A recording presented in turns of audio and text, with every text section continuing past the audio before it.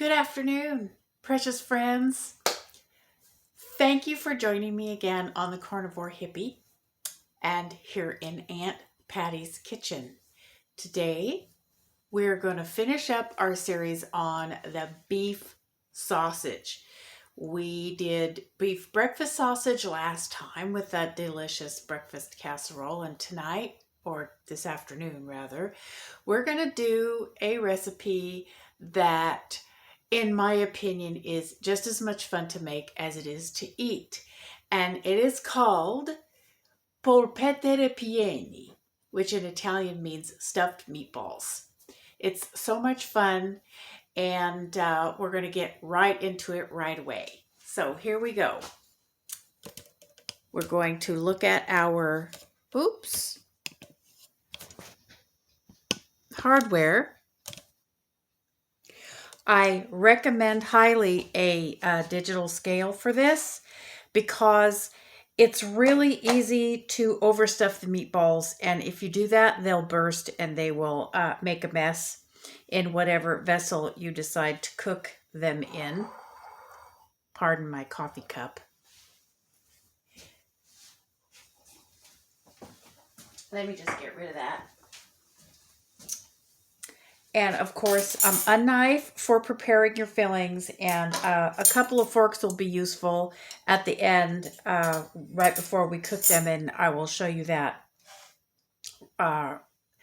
in just a minute. The other piece of hardware that I highly recommend is,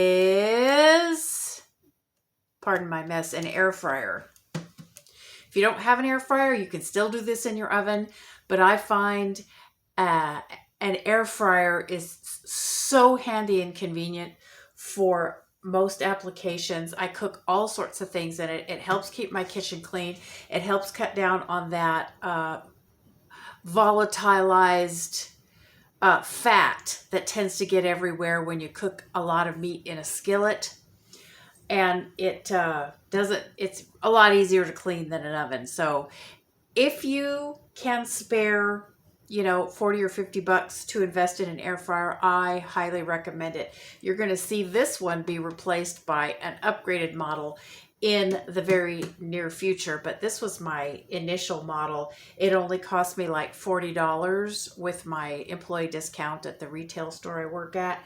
And so I thought, since I'd never had one before, I would get a less expensive model just to test it out. And it turns out I really, really like it. So I recommend it. But I will give you instructions on how to do this in the oven as well, because you can absolutely do it in the oven.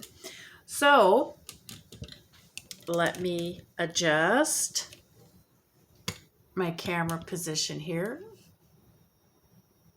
and we will get on with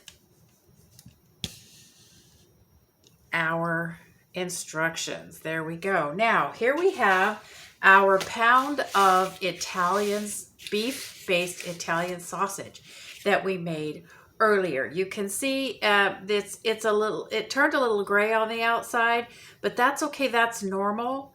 You can see it's still nice and pink on the inside. That grayness doesn't mean it's bad. That just means that the hemoglobin in the muscle is oxidizing with contact with the oxygen, and that's absolutely normal. It is not a sign of poor quality. So just saying. And this pound has been separated into 8 2-ounce balls, which are going to be our meatballs. And this is, I said, a pound or 500 grams, and each of these balls is about 63, 64 grams of meat, just in case you're doing grams. So there's that. Now, for our ripiene, or our stuffing, we're going to have mozzarella cheese, or you can use whatever kind of cheese you want. You can use provolone, or you could use cheddar even, but we're going to make these Italian sort of pizza style flavored, so mozzarella or provolone is going to be super appropriate. A little bit of pepperoni, not a lot, because we're not going to be overstuffing these. It doesn't take much. Also, another variety I'm going to have is some olive and sun-dried tomato and a little bit of goat cheese. So we're going to make 4 pizza style, and we're going to make 4 with olive, sun-dried tomato, and goat cheese. Now, if you're doing carnivore and you don't want to use any plant materials in your meatballs, you just go ahead and use the pepperoni and mozzarella version. So first thing we're going to do is I have here, we're going to make 4 meatballs with the pepperoni and mozzarella cheese style. And it only takes about 1 slice of pepperoni per meatball. So I'm going to chop this up. I'm going to show you how I chop up the pepperoni. I'm going to chop it pretty fine, but just in case you're not, real savvy with knife skills, which, a lot of people have been turned off by cooking. And just a few tips and tricks, well, it seems onerous to some people. And a few tips and tricks, especially knife skills, can really streamline your efforts in the kitchen and can make cooking a lot easier. So we're just going to dice this up, and I got it all stacked up in a stack. And we're just going to cut down the middle. Whoops, hold on to it. Cut down the middle. And we're going to cut each of these halves in half.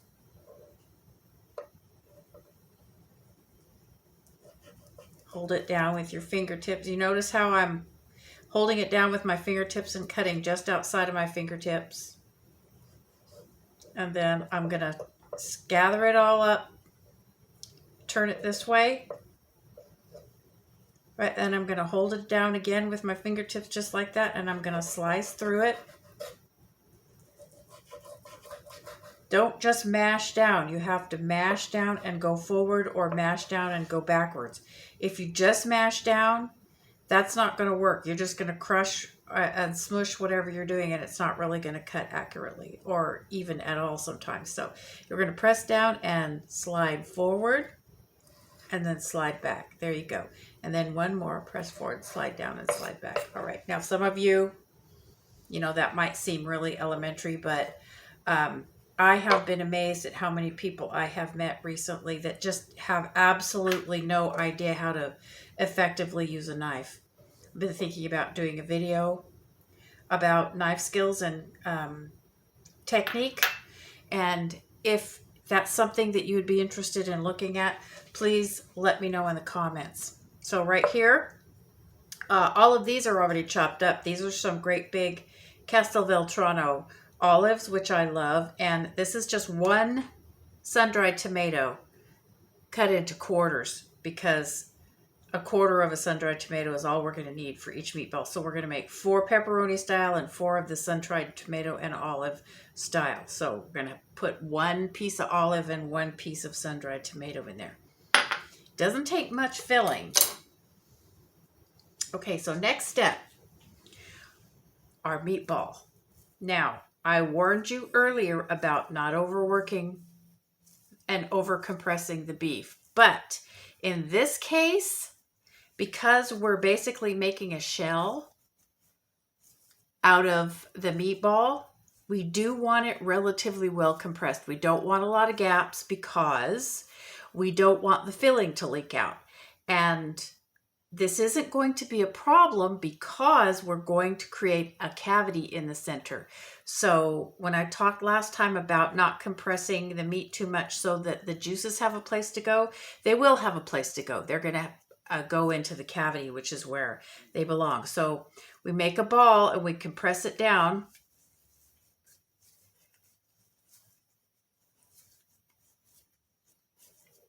Make sure it's nice and compressed. If it's not too warm, this should be relatively cold out of the refrigerator. That makes it easier. All right, once we have it in as round a ball as we can make it, we're going to take our thumb just like this, and we're going to poke down into the middle of it, just like that. And then we're going to use thumb and forefinger to pinch like we're making a clay pinch pot from kindergarten. And we're going to use our thumb and fingertip to kind of feel that the wall that we're creating is relatively uniform. Doesn't have to be perfect, but you don't want any super thin spots and you don't want any super thick spots. So you want to make just like, there you go. That's what we want. And if you get any big like cracks up the side or something, try and like stick them back together, because that'll be helpful later on. Okay, now here's where the scale comes in. I'm gonna put this on here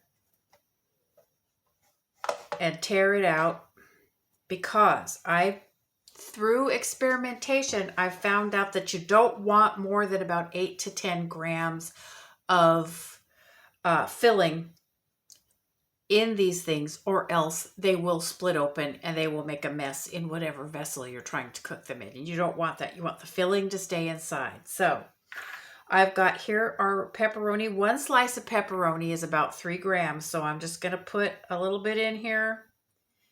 And I'm going to read the scale. It says 1 gram, 2 grams, 3 grams. Just pat that down a little bit. And now we're going to put about 5 grams of mozzarella cheese to total about 8 grams of filling. And this is why I like to use the scale, because otherwise you just have to eyeball it. And it's real easy to get this wrong and overfill it. So that's 9 grams, which is okay. Between 8 and 10 grams is fine. Anywhere like that. So I'm going to press that down a little bit. And then we're going to just pinch north, south, east, and west together till you have like a little cross shape like this, kind of like a dim sum. And then we're going to just squeeze those in until we have like a little Cupid doll point, till we have like a fat teardrop. And then we're just going to pat that down. Okay? That's a good way to seal it off. Just check it for any little cracks and things. And then give it a good roll between your palms to get it nice and round and pretty. Of course, if you don't want it round and pretty, if you like it lopsided, or you don't care if it's lopsided, you do you, boo-boo. Now, we're going to do the next one. This one we're going to do with olive and sun-dried tomato.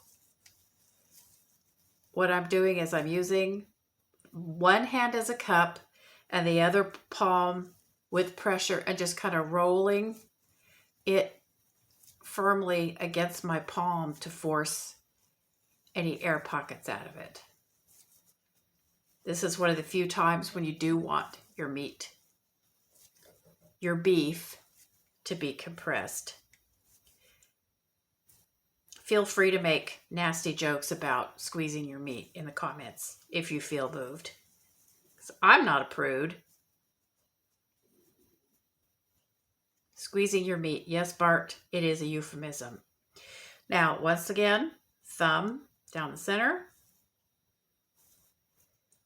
And using your kindergarten style pinch pot motion, we're going to build up the wall.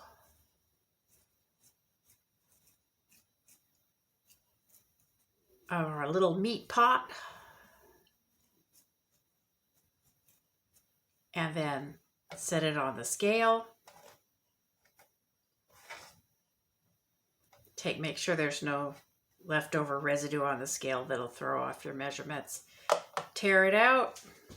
And we're going to put some lovely, lovely goat cheese. I'm just going to take a chunk of goat cheese and put that in there.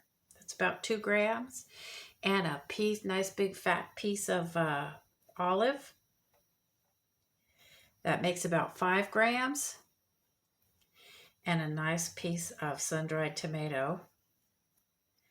That makes 7 grams. And I'm just going to put one more little piece of goat cheese in there. Maybe one more little piece of goat cheese in there. Yep, that makes about 8 grams of filling. Perfect. Pat it down. I love this combination of sun-dried tomato, olives, and goat cheese. But like I said, if you're not doing plants, you just stick with whatever meat and or cheese that you think is right. So pinch it together in your little cross shape. I mean, you don't have to do it this way, but this is just one way I've found that really is helpful to seal it. And then push each of these little crossbars into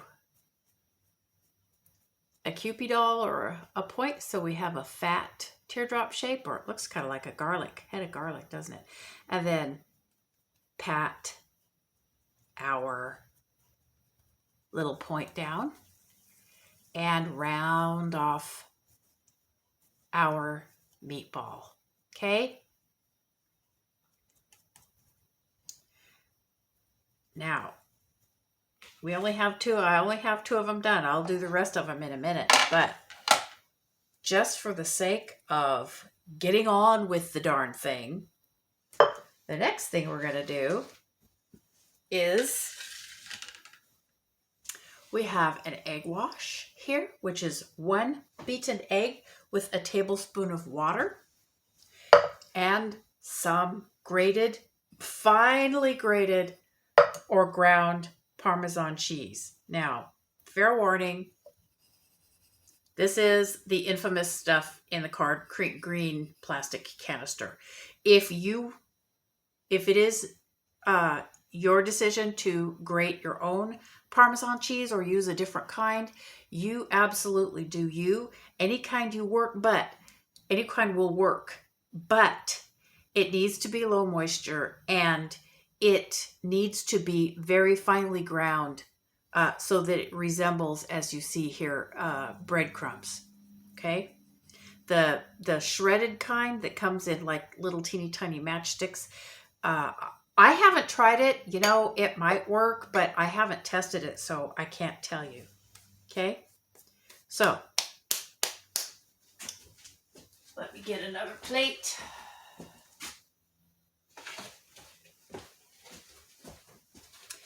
Here we have a plate for our finished polpette. What we're going to do now is we're going to bread the meatball. Since the plate is on this side, the breading quote station is going to go, or the coating station is going to go wet, dry, rest. Okay. You're never going to go wet, dry, rest. You don't want to cross your own path. This kind of thing can get really messy and really nasty if you don't follow a specific, very, very simple set of rules. Everything goes one direction, and once the meatball or the item that you're coating is done, it goes down and you don't touch it anymore. So you want to get everything streamlined, okay? Now, the other thing that we're going to talk about is wet, dry. Wet hand, dry hand. Wet hand doesn't go in the dry mixture. Dry hand doesn't go in the wet mixture, because if you do, what's going to happen is you're going to bread or you're going to coat your fingers, and that is completely useless and a waste of ingredients unless you're planning to chop your fingers off and fry them up, which I don't recommend, by the way. So, wet hand. Roll up your meatball, check the shape, make sure you're happy with that. One last check for gaps. Oop, there's something that looks like it might be problematic. Pinch them closed. Refine the shape. Wet hand in the egg. Now, really, truthfully, you can skip this step if you want to, but I just love how it works out. And it makes them just taste spectacular. You can use any kind of hard cheese you want to. You can use Grana Padano. You can use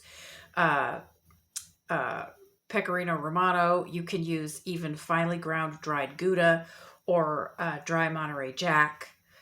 Any kind of really hard cheese that you like.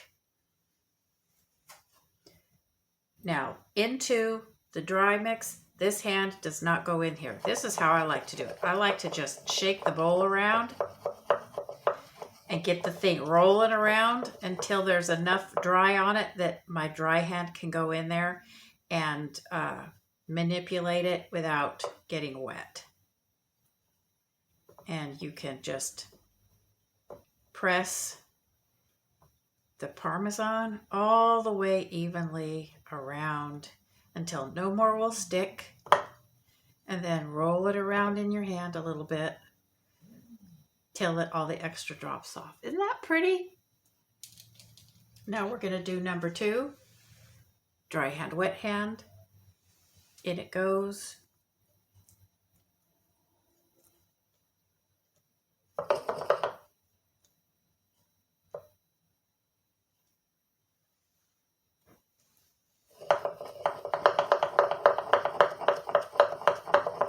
What I'm doing is I'm not just shaking the bowl back and forth, I'm shaking it in little circles.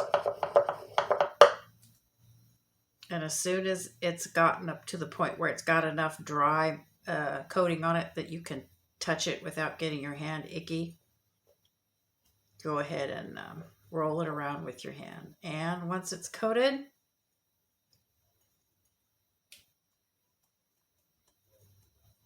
shake it off and put it on the plate. Okay, that's done. Now, I'm going to do the rest of these. And since you've seen how it's done, now you know how it's done. I'm going to do the rest of these, and then we'll come back and we'll put them in the air fryer, and we'll talk about doing it in the oven as well. See you in a minute. Hello there. We're back, precious friends, and I have finished all my polpette ribieri, and here they are. Aren't they cute? Now, I have put a little bit of egg-washed olive on the top of the ones that are goat cheese, olive, and sun-dried tomatoes, so we'll tell them apart. You could just as easily have marked the top of these with a little tiny chunk of pepperoni, whatever. It's just so we can tell them apart so that when people are eating them, they'll know what they're getting.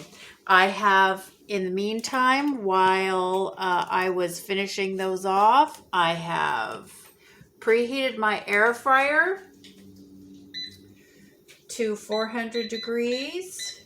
Every time I turn it off, it resets back to standard settings, so I have to raise it again. Stop. Anyway, so we're going to load these into the air fryer. Ouch.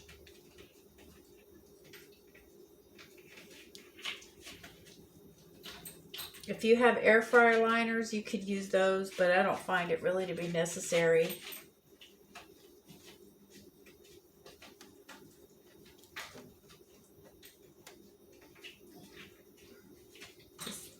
I find 8 will fit just perfectly into my air fryer.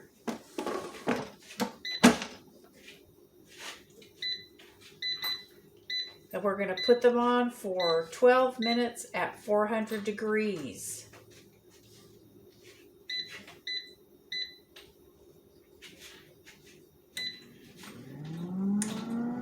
And that's going to be extraordinarily noisy, so we're going to put the video on pause once again, and I will be back with you when the air fryer is done, and then we'll open them up and we'll crack one open and look at it, and it'll be wonderful.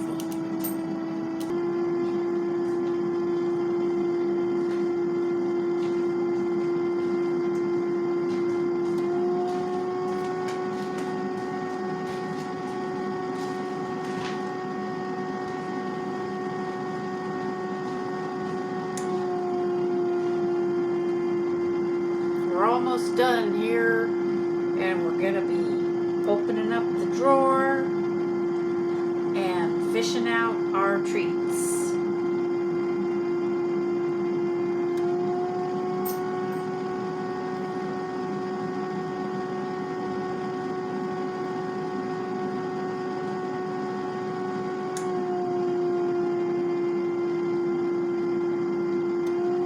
There we go. Here they are. Well, it's not a 100% success, but it's good enough. We have one that has split open a little bit, but not tragically so. And there's another one that split a little bit open at the top where I put the olive in. But, you know, that happens sometimes with stuffed meatballs. Here we have our olive and green goat cheese ones, and here we have our mozzarella. Yeah, these ones, a couple of these kind of poked out the top, but that's okay. It happens sometimes. You just do your best.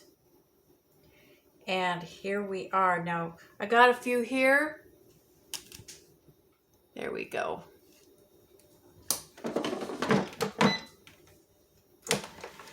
I got 4 here that I did a test run on that were, this one leaked out a little bit because I poked a thermometer in it to make sure it was done, and then the cheese leaked out. But these ones I baked in a 350 degree oven for 15 minutes. You could probably raise it to 400 degrees, but they didn't brown very well, so I put them under the broiler for a few minutes and to make them get a little bit browner.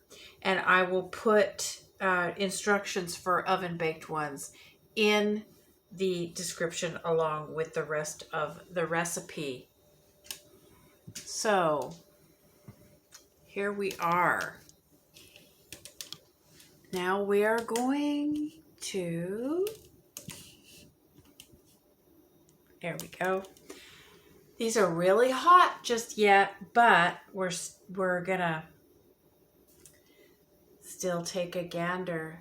Look at that, isn't it cute? And it's really pretty, really, oh my goodness. It smells so good. You can see the little olive on here. This is one of the olive and goat cheese ones. And I'm just gonna break it open here. Ooh, it's hot. Look at that. Mmm.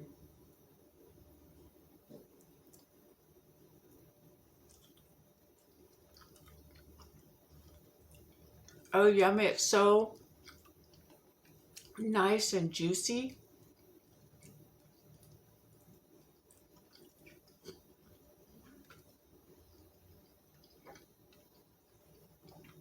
Mmm. Let's break open one of our mozzarella ones. We'll break open one that's already leaking, but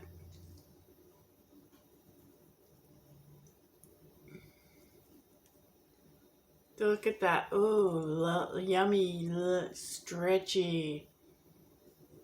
Woo, cheese. Mmm.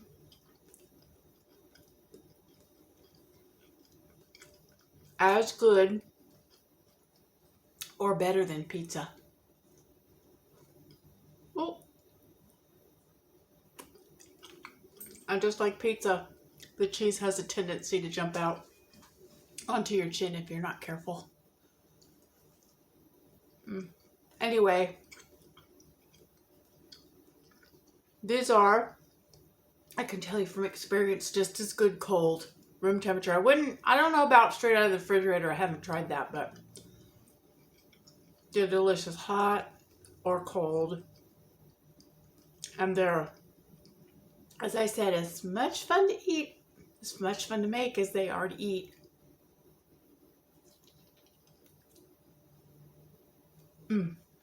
Anyway.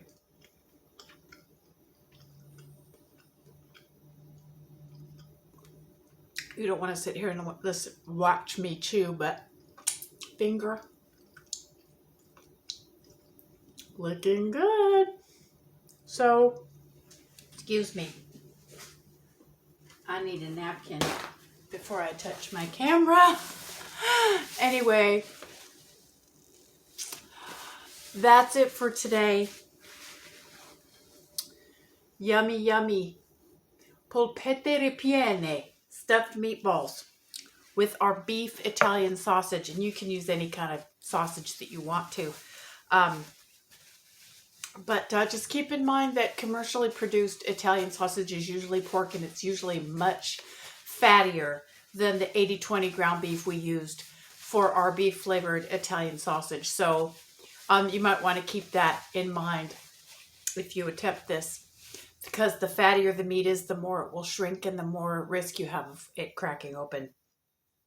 One last thing I wanted to say is these do tend to be a little bit salty because the salt I put in the sausage mix, and the salt that's in the cheese, and the salt that's in the olives, and the salt that's in the goat cheese, and the salt that's in the pepperoni, and the salt, of course, that's in the Parmesan. But so if you find them, or if you're afraid they're going to be a little too salty for you, you can leave the Parmesan cheese off. That'll lower the salt content, or you can just lower the salt in the sausage mix.